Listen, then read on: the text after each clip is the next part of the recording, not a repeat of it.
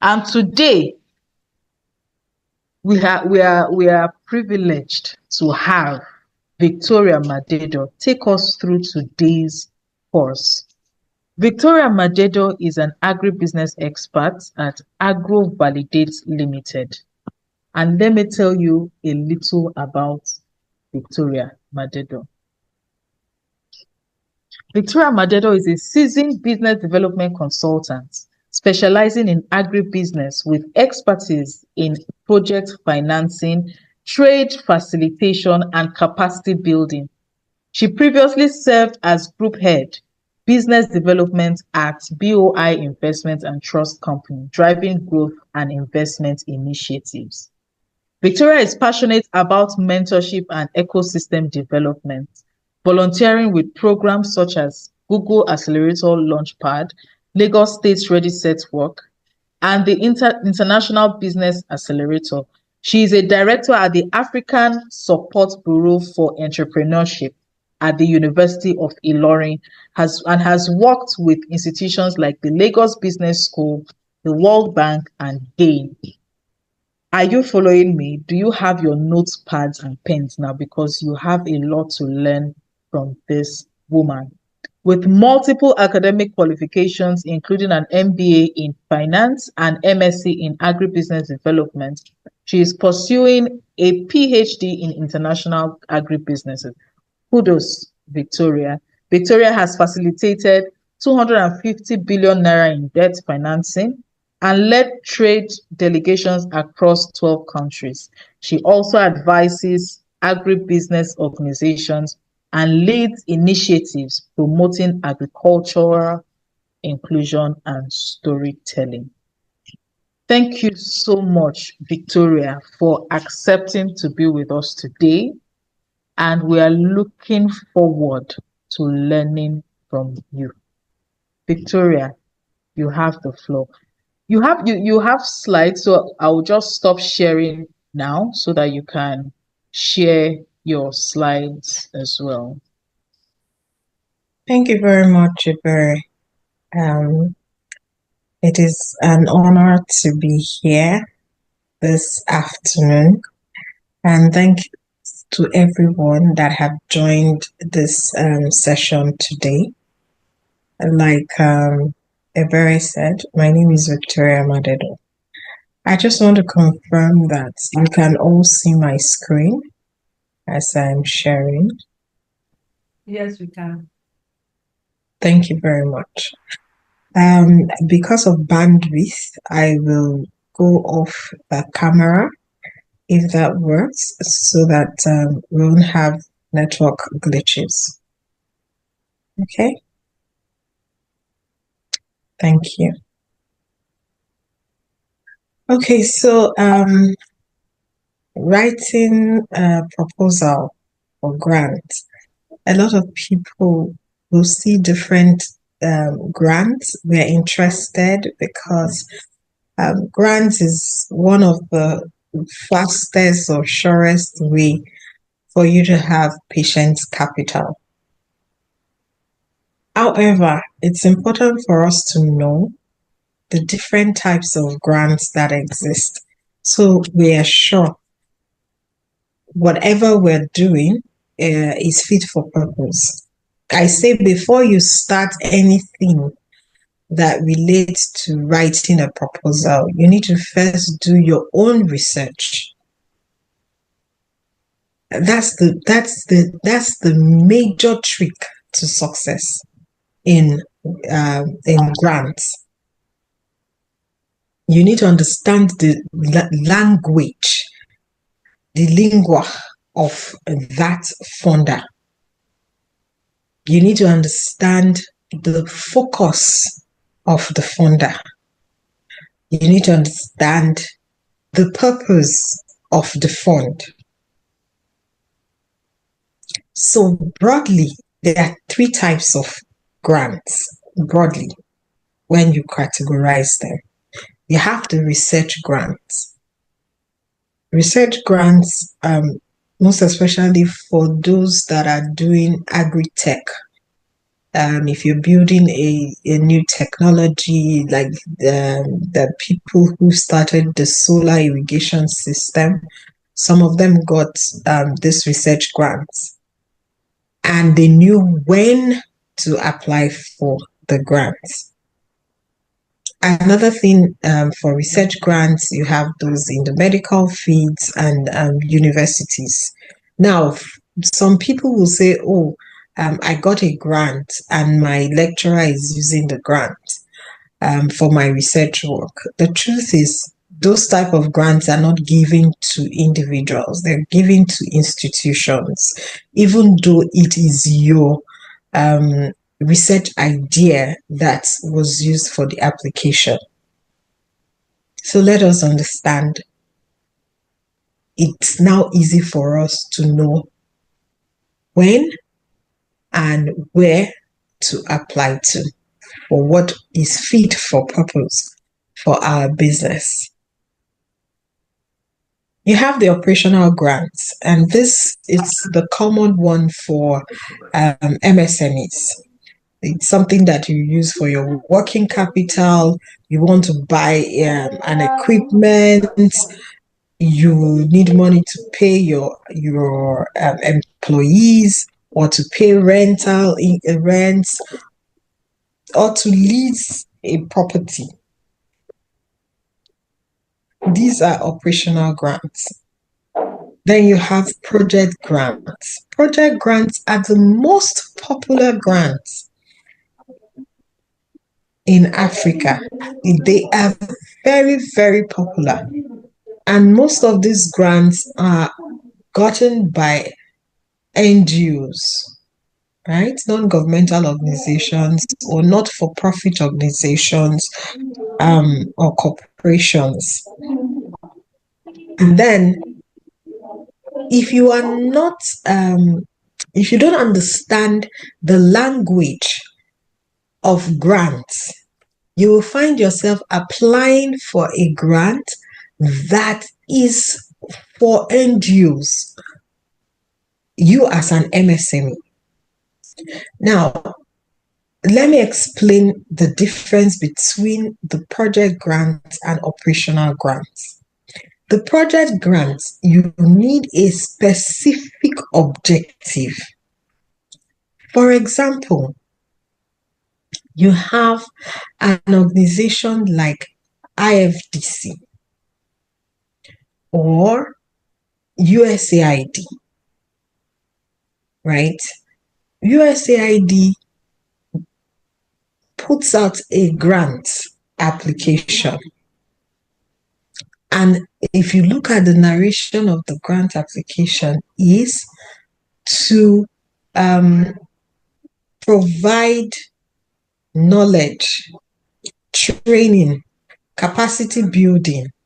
I want you to take note of the languages I'm using, right? Because once you understand this terminology, it makes it easy for you to write in line with these wordings. You will see words like sustainability, right? So they put out those kind of call for application,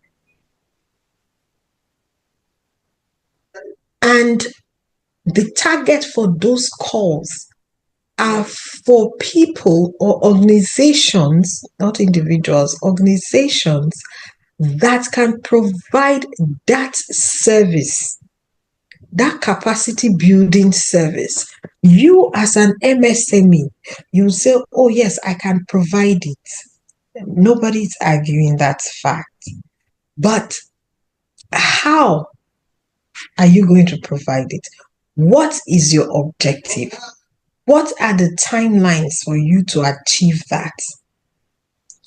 Those deliverables are what set you apart from everybody that comes to put their pile in that basket.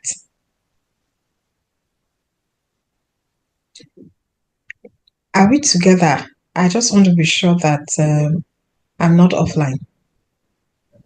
Yes, we're together. Okay. Yes. So We are together. Yes, we are. So That is for project grants. Why for operational grants is the one that you as a business owner that has, as an agripreneur, that have your operations, your day-to-day activities that require, say you are a Gary processor, you want to buy a flash dryer. Now, the call for that particular grant, the language is different. You see languages like business enhancement or operation enhancement or efficiency or something like operational efficiency.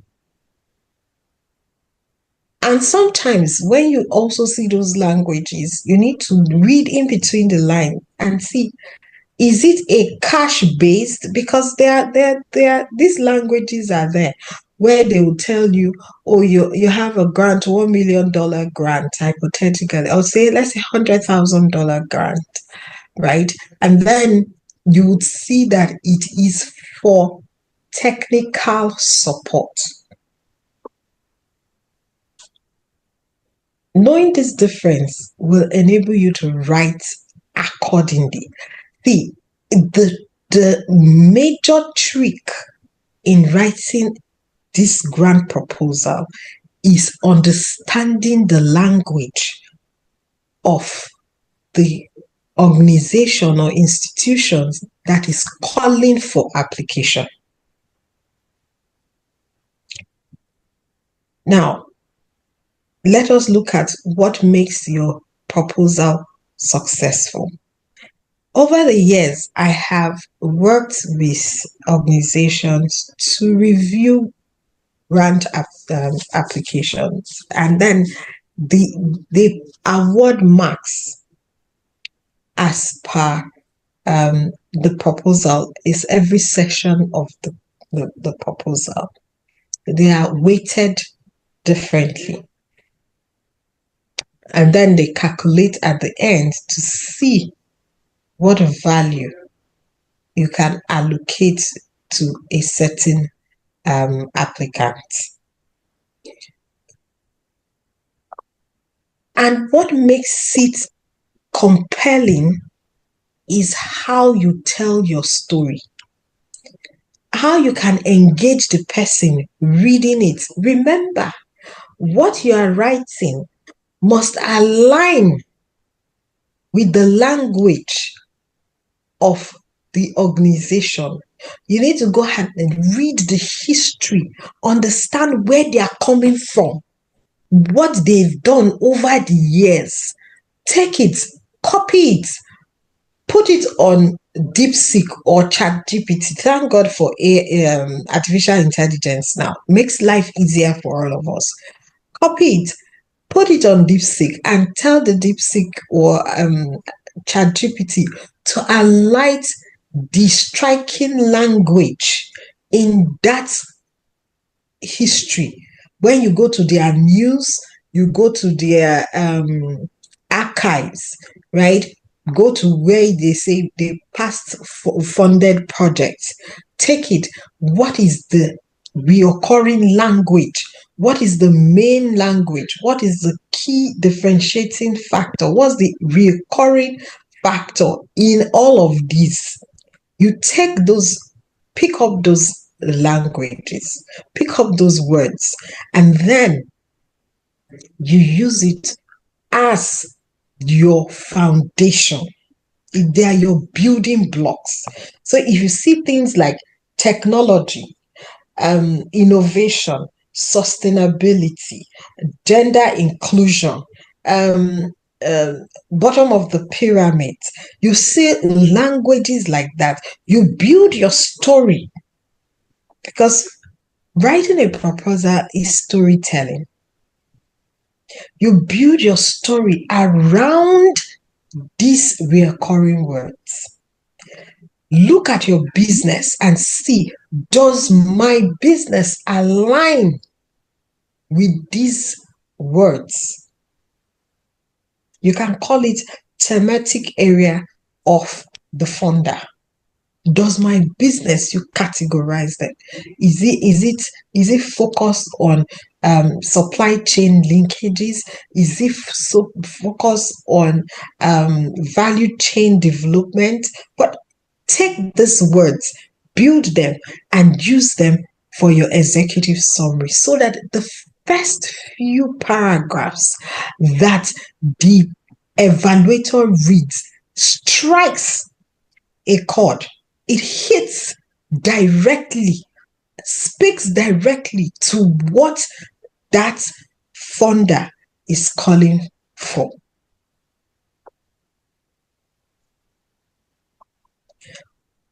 Let your executive summary be very concise and clear.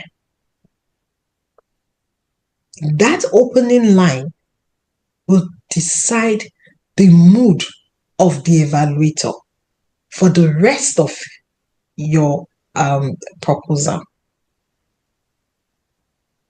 Are we together? Yes. Yes, we are. Yeah. Okay. Yes, ma'am. The next you look at is the statement of need. Depending on different people use different words for it. Problem statement, statement of the problem, whatever it is.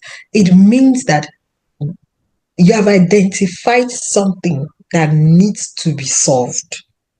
You know the problem. For example, you are talking about they called for application, right? And you are responding, and the call for application is on, say, innovation, agricultural innovation. So they want to select agricultural innovations that can help improve productivity or improve livelihood or improve access to markets or something. They call for that. And let's take African Food Changemaker as the applicant that is responding. You know that AFC is not a manufacturer, but AFC has partners or members in its community that are excuse me, that are manufacturers. But AFC has a technology that will help, using its community structure, right, to create an e-commerce platform, to create a marketplace where each member can trade with themselves across border. So that portal, instead of using your general say electronic cards to buy from this member and sell to this member, AFC creates, say, a token system that is specific to its members. You can only have that access to that token or use that token if you're an AFC member. And AFC's statement of problem will read it as this. There is a barrier in trade amongst its members within the continent. And this has limited access to raw materials within the continent and increased dependence on importation from outside of the continent, even though the raw materials are available within the continent. In order to solve this barrier, because the continent doesn't have a unified payment system or structure, AFC is building a token structure, a token system that allows its members to use these tokens to trade with each other. And that token will represent a certain value. So a member of AFC in Malawi that it wants to buy shea butter from member of AFC in Rwanda does not need to do a physical or card exchange. We'll just use that token to give to the Rwanda person, and can cash that token as the Rwanda person can cash that token as another product that it uses. Say, for example, shea seed. Somebody else in Rwanda supplies shea seed to that shea butter manufacturer. I don't know if you understand what I'm saying. Yeah. Yes, we understand. We understand. Go on. Okay. So that is the technology. That's the problem that exists. That's the technology. That token system is the technology that AFC is bringing to the fund for it to provide grants to. So it has to be clear. It has to show a story. Has to show how it connects that problem, why it is a problem, and why your solution as a technology is highly needed. This kind of statement of problem is for project grants. For operation grants, your statement of problem will be localized to you as a company. That you are, say, a Gary manufacturer, right? You produce Gary. Your problem as at today is access to raw material, cassava, right? Say you don't have access to cassava, or you have access to cassava, but because of the way it ferments, the fermentation process that is very fast, so you cannot store your tubers for a long time. You are seeking technology that will help you peel and start your fermentation process, or start your frying process faster than what you currently use. Maybe before it takes you 5 hours from where you buy your cassava and deliver to your factory.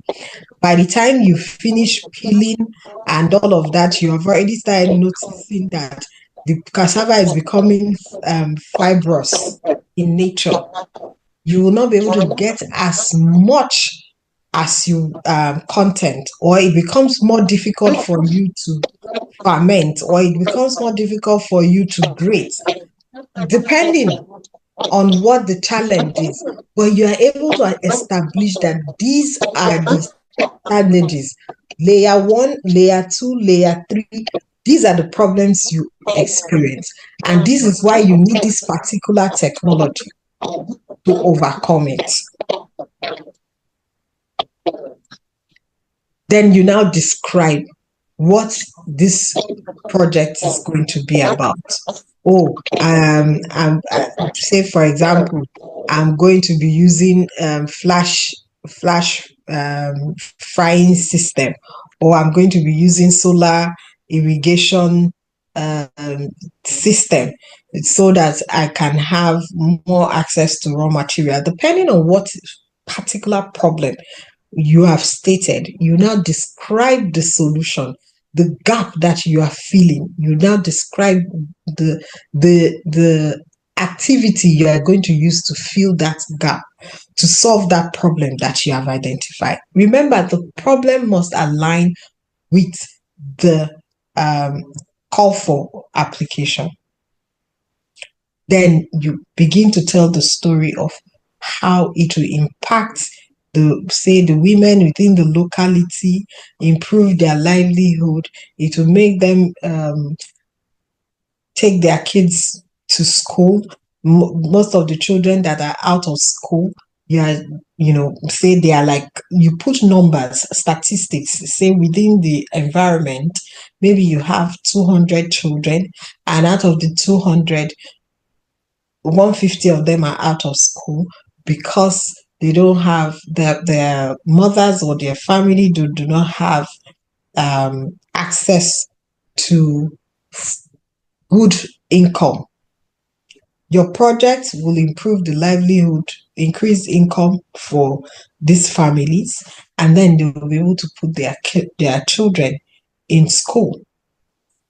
Or you are going to take a portion of your profit to dedicate into scholarship scheme that can that these children can have access to and go back to school.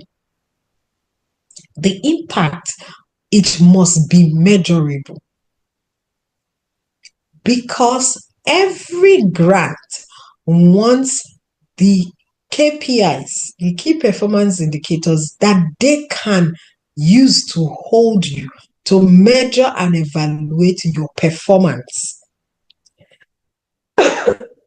over time. Then you put the justification for your budget. Why are you asking for this amount? What are you going to use the money for?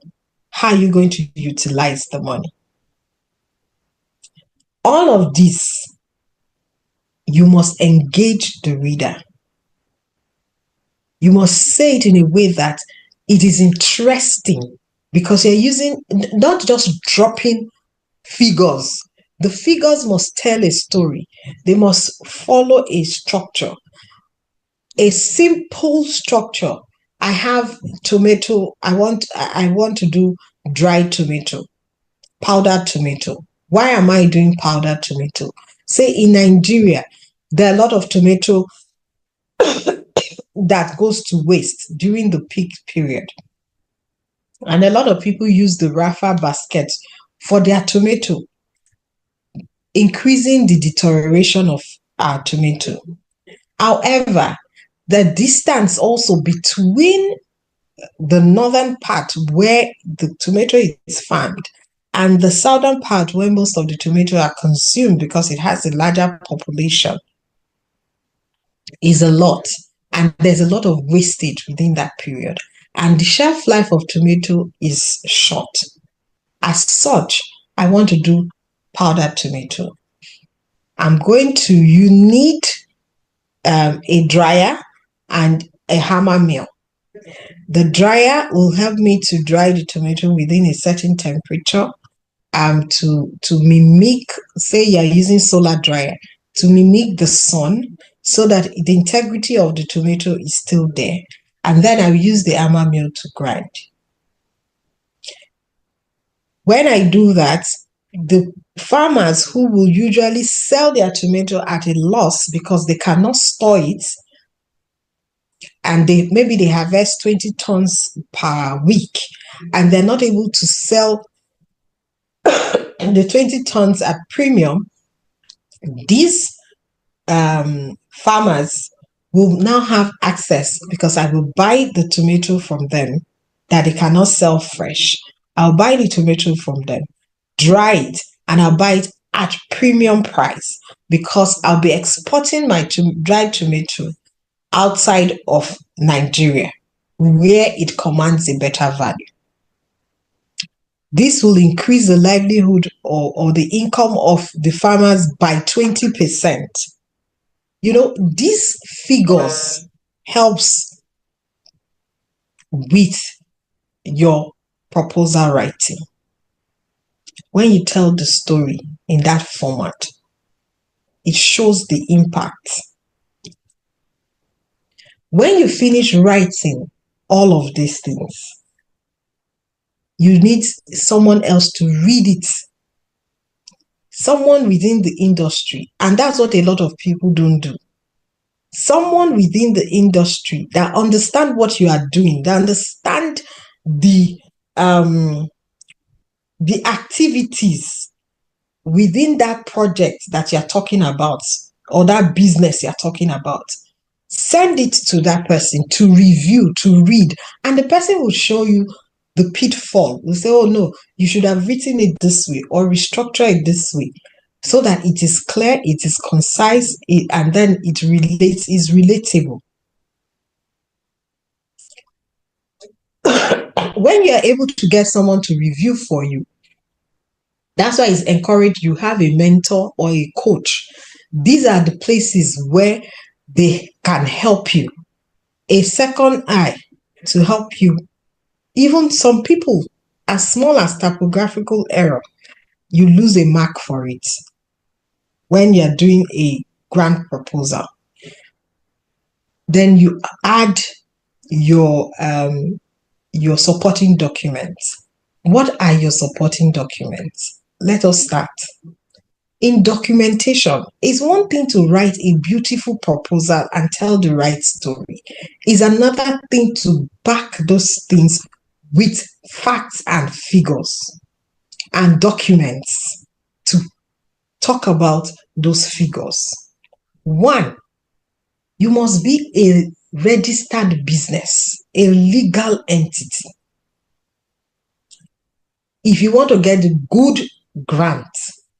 Two, you must comply with regulations. Filing of your tax returns, filing of your annual returns. If you are a manufacturer, you have your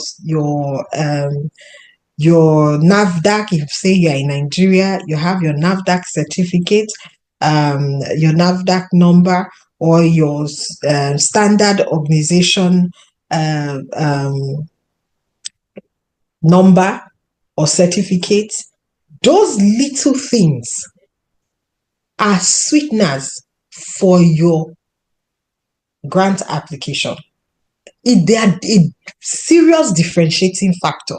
It makes a lot of difference that I have gone through all the rigors to be ethical as a business.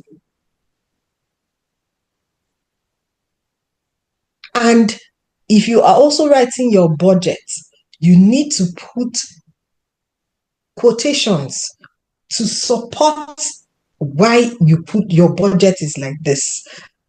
Don't over project. If you say, oh, I need $100,000, for this I'm going to buy A, B, C, D. Let there be things that support your claim. You should have documents that support your claim, and don't miss. There are times we miss items. Look at an audited financial document. Look at how it is represented when it comes to the expenses. You will see different expense items. Use that as a guide when you are doing your budgeting, because sometimes we just look at, if we sell, we buy at so and so amount, we produce 100, we sell at so and so amount, and we focus only on the gross profits instead of the net. And most grant evaluator wants to see how you are able to approach, how you understand your profitability, how you understand making money, how you show it in your budgeting and in your projections, because you're showing, I understand my business. They don't want to give money to somebody that don't understand what he or she is doing. This is why getting someone to review your documents when you put in your proposal together is very critical. In summary, we're saying, if you want to write a proposal and you want it to get you the grant, one, do a thorough research on the fund provider. Two, let your project align with the focus of the funder. 3, let your problem statement aligned with the linguistic or the language of the call for proposal. 4, let your proposal show impact and self-sustainability. 5, do your budgeting according to the industry standard. Make sure you can differentiate your revenue from your gross profit and your gross profit from your net profits. Lastly, get someone to review for you. Discuss your proposal with 1 or 2 other persons so that you can get feedback and use that feedback to improve your application before submitting. Thank you very much for listening. I hope with this few insights, you'll be able to write your proposals.